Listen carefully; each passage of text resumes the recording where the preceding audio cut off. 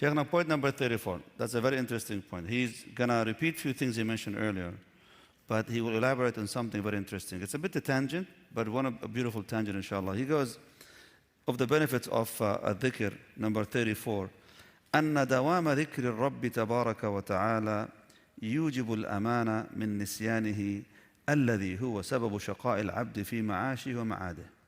He says, continually remembering the Lord brings about security from forgetting Him, subhanahu wa ta'ala. It is this forgetfulness that will be the cause of the servant's unhappiness in this life and the next. If you guys remember, we talked about this probably last night or the night before that, when we said that one of the main reasons why people go through an anxiety, depression, and we qualify that, of course, not the only reason, but we say one of the main reasons for that is when they're heedless. Heedlessness, al-Ghaflah, is one of the main reasons they find emptiness inside them. That emptiness, that void, if they're unable to fill it with something meaningful, it makes them stressed out, they become anxious, they're worried, they're just becoming depressed, they don't know what to do, they're lost, because there's so much emptiness in them. So he says over here, Dawam al-Dhikr, the continuing remembering of Allah subhanahu wa ta'ala, it will give you that safety from having that emptiness, from having that void inside your heart. How so?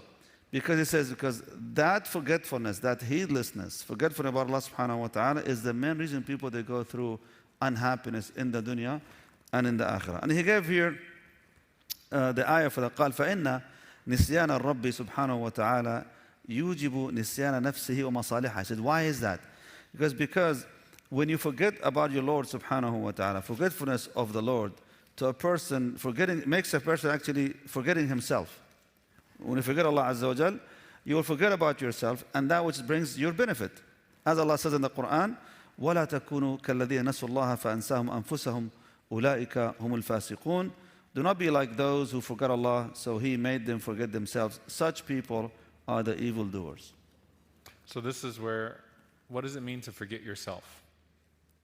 Go back to the three things that Shaykh Yasser has constantly reiterated here about the three doors.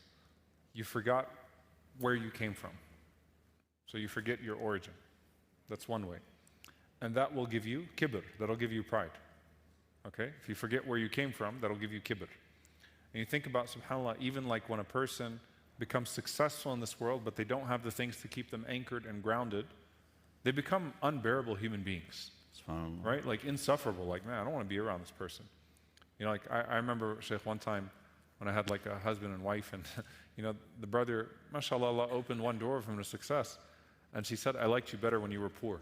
Allahu Akbar. Like you were different, right? Like when things got better for you, you actually became like a worse human being. So that's arrogance. You understand? Like you forget where you came from. And how many ayat in the Qur'an where Allah Azza wa Jalla reminds us where we came from? Okay? Number two, you forget your purpose. And if you forget your purpose, then what's the effect? You prefer the dunya to the akhirah. So shahwa takes over. Desire takes over. And so you start to constantly pursue your desires. And this is what Ibn al-Qayyim rahimahullah will talk about. Like you don't know what benefits you anymore and what harms you anymore. You don't actually know what's good for you anymore. And you think about like a person who's high or who's drugged up, right?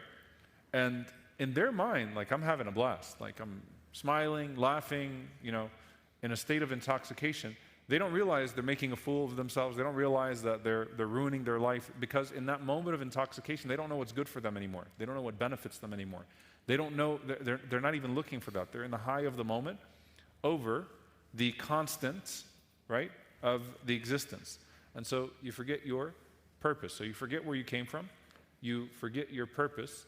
And when it comes to ghaflah, you forget what makes you happy, what actually fills you, what actually sustains you, right? And so this is what it means, ansahum anfusahum, that Allah Azza wa Jal causes them to forget themselves. SubhanAllah, Ibn Qayyim rahimahullah beautifully explained that. He says over here, قال وإذا نسي العبد نفسه أعرض عن مصالحها ونسيها واشتغل عنها فهلكت وفسدت ولا بد كمن له زرع أو بستان أو ماشية أو غير ذلك مما صلاحه وفلاحه بتعاهده والقيام عليه فأهمله ونسيه واشتغل عنه بغيره وضيع مصالحه فإنه يفسد ولا بد.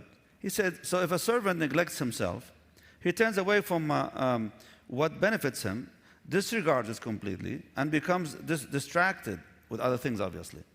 Then there is no escape from corruption and his own destruction, similar to the person who has land, an orchard or cattle, which can only maintain by standing over them and continuously taking care of them. If he is neglecting and forgets about them and become distracted, thereby wasting the opportunity to bring benefit to them, then they will become damaged, which means they will die, no doubt. So imagine, like you said, Shaykh, somebody, he thinks that his joy is just to always live, kind of free in this world.